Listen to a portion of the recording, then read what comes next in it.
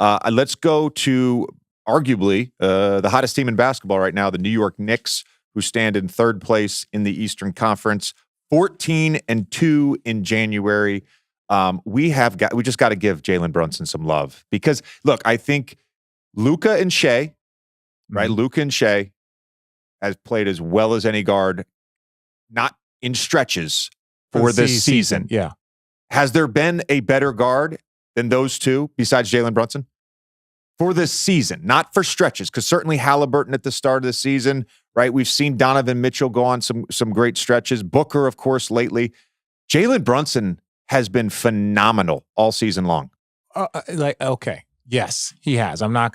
There was that smart. Remember, we did one of their early games. He was struggling from two. Struggling from two, and they were just same with Randall. Randall was really struggling from three, and they kind of figured it out. But that's just early start of the season. To me, when you look at Shea, it's like, wait, Shea was first team All NBA last year. I'm not arguing. Shea with you. I'm not arguing. Yeah. I'm breaking down the players that you were just. I'm saying, like, Shea, calm the fuck down. I was saying, Shea, if you look at it, he had a great suit, by the way. I thank you. I appreciate the Tom brown. Ford? Yeah, outlets. Yeah, outlets. The Tom Ford outlet. No, but I'm saying, like, Shea had a great season, but look, he added Chet Holmgren. He was already first team All NBA, so it looks like he's continuing what he's been doing and maybe building on that. I think now he's gotten himself into, like, hey, is this dude an MVP candidate? Like that's where he is.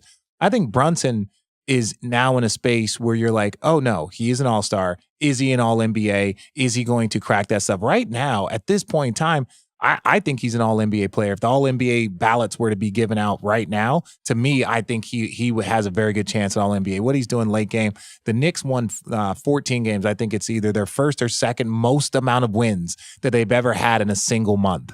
That's a pretty big spot to be in. And so when you look at, and now you got Randall out, and Randall's missed a couple of games, and they've still continued to win.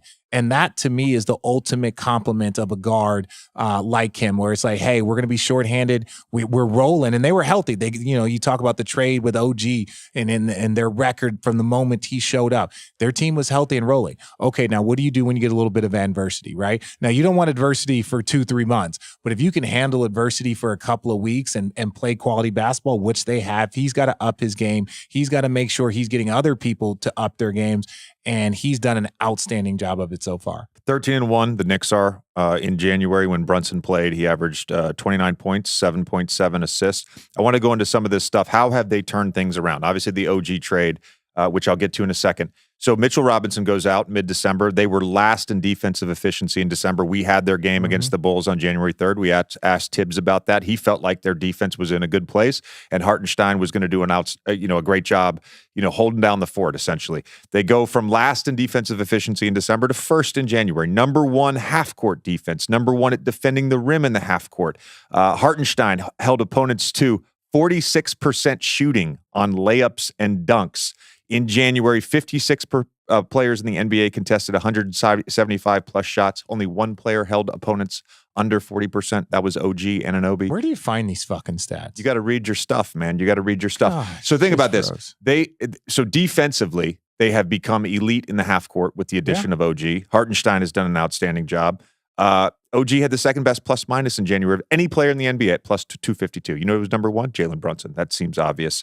Offensively for them, they were best per possession in the NBA for the month in transition offense, and they seem to really double down on empty side pick and rolls with Jalen Brunson. Their efficiency skyrocketed in the month of January from 0.95 prior to that per possession to 1.19.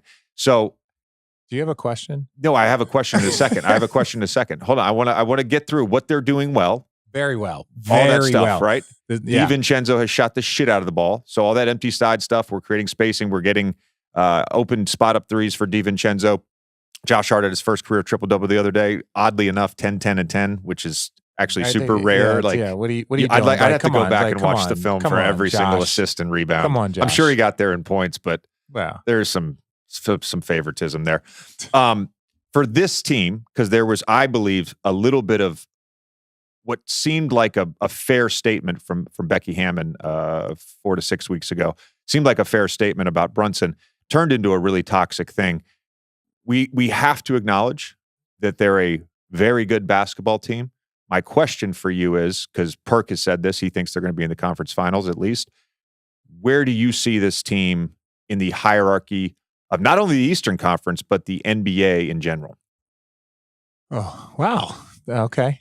I think. Okay, but okay. Let's go back to the Becky Hammond statement, because I actually support her to a certain degree of what she's saying. She was more talking about his size.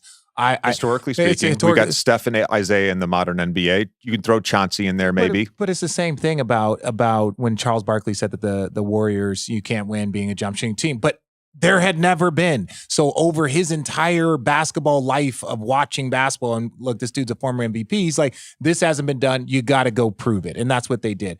And I think Brunson and the Knicks are in a go prove it mode.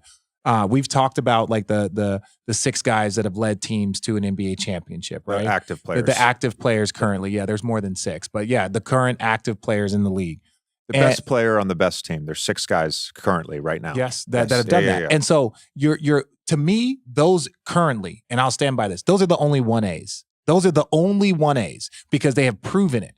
Everybody else is a 1B that has to prove it. And I'll go with Joel Embiid too. Joel Embiid this is important. I want to clarify this. You're just saying to be a true 1A in your book, you have to be able to have led your team to a championship. Well, I think because you're throwing a lot of guys in there that are 1Bs. Then you're throwing Luka, you're throwing Shea, you're throwing Tatum, you're throwing Joel. Yeah. Okay. I'm being because look, we know this. The level of respect that comes from an MVP and a Finals MVP is very different. Joel Embiid is actively saying, he's like, look, I've got an MVP. I want a Finals MVP. Right? Not many guys are like, I have a Finals MVP. I want to go win an MVP. It's like, there's steps to this. So I say this.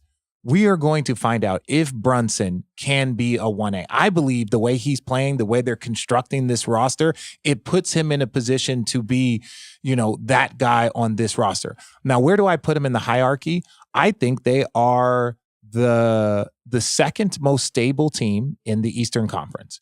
I think the Milwaukee Bucks, you got a lot of questions, right? They just fired their coach. They got a brand new coach. And then I go and look at the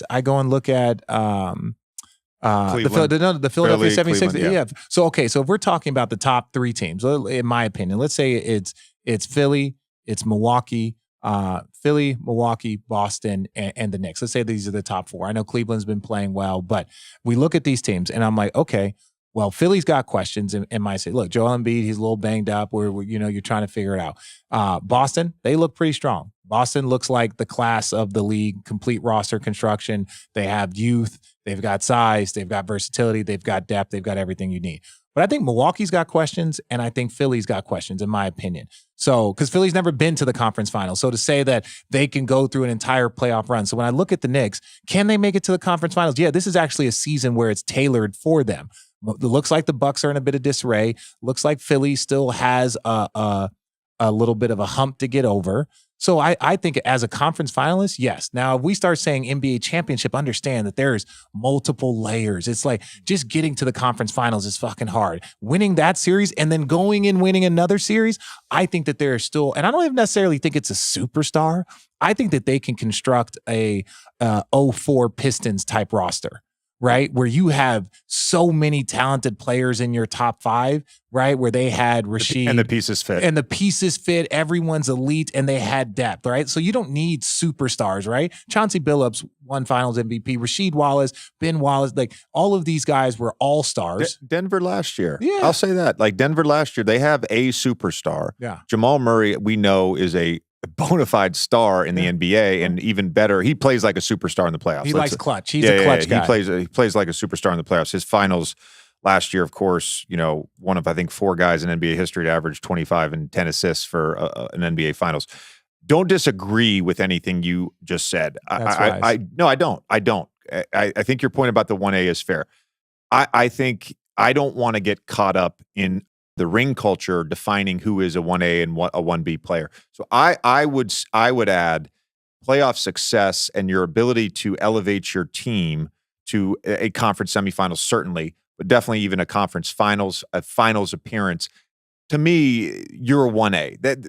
So the Lukas and the Tatums, like that group, Shea, Joel, whatever, like they're 1As to me. They're true 1As, but it's semantics. Yes. Real quick. New York Knicks right now at championship odds plus 3,500 on DraftKings Sportsbook. Conference, they actually have the fifth lowest, and at plus 1,400. I think they're better than that. And I have them in sort of that tier after the Boston Celtics, where I do believe they can make the conference finals. Really quickly, this current, when healthy, this is the best Knicks team since the 99, I think, finals team that they had.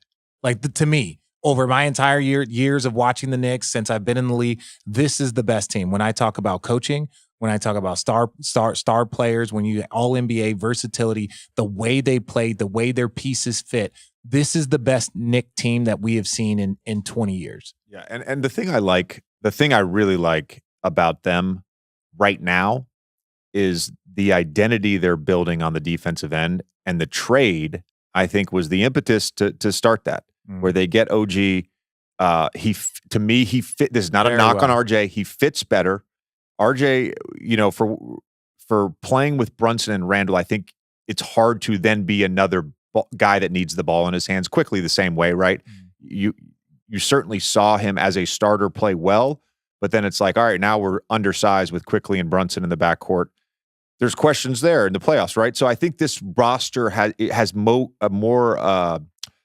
more coherent fit, pieces fit, and I really do like this team. RJ, thanks for stopping by, buddy, for the DraftKings Sportsbook intro. Honestly, this has been fun. I love you. The NBA season is in full swing. Download the DraftKings Sportsbook app with code JJ. New customers can bet just $5 on the NBA and get $200 instantly in bonus bets. Only on DraftKings Sportsbook with code JJ. The crown is yours. Gambling problem? Call 1-800-GAMBLER or visit www.1800gambler.net. In New York, call 877-8-HOPE-NY or text HOPE-NY 467-369. In Connecticut, help is available for problem gambling. Call 888-789-7777 or visit ccpg.org. Please play responsibly. On behalf of Boot Hill Casino and Resort in Kansas, 21 plus, age varies by jurisdiction. Void in Ontario. Bonus bets expire 168 hours after issuance. See dkng.com/basketball for eligibility and deposit restriction, terms, and responsible gaming resources.